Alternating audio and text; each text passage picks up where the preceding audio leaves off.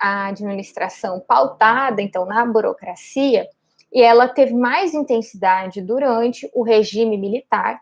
Então, ela vinha de bom tamanho para um tipo de Estado que estava presente naquele momento. Então, um Estado fechado, um Estado autoritário, um Estado no qual havia a exclusão das oposições, da diferença, um Estado repressivo.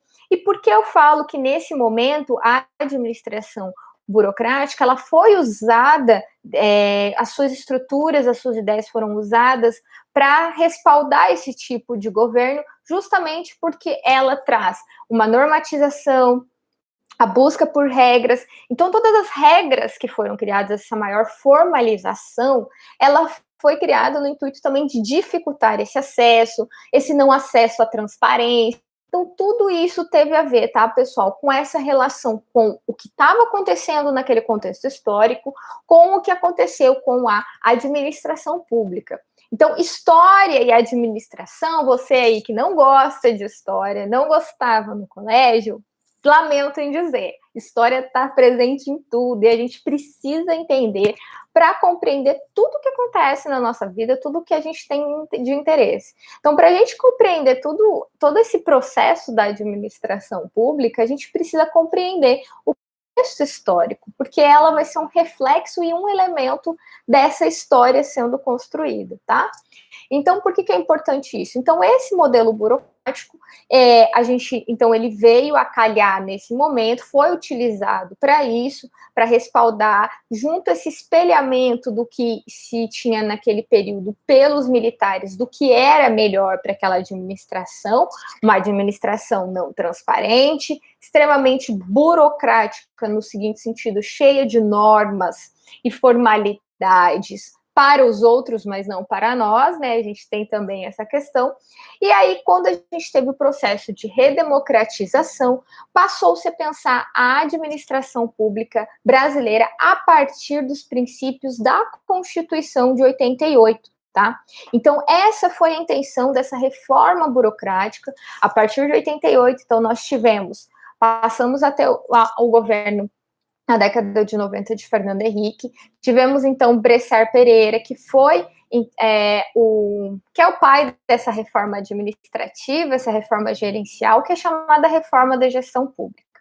Então, dentro desses elementos, o que nós vamos ter principalmente? Então, a partir de todo esse histórico e esses novos princípios, a administração pública no Brasil, ela vai tentar, então, eliminar esses entraves da burocracia, modificando ou criando algumas questões institucionais novas, né, para que aquela burocracia aquela burocracia desse período, ela fosse um pouco dissolvida. Por quê?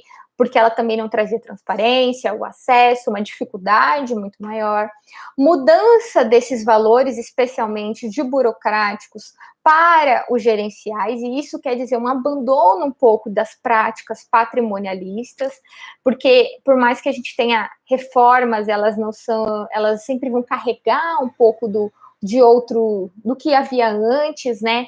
Então, a gente ainda tem, até hoje, nós temos resquícios muito presentes, mas nós temos que entender que, institucionalmente, temos que criar regras para que esses resquícios patrimonialistas, de interesses privados, fiquem fora da administração pública.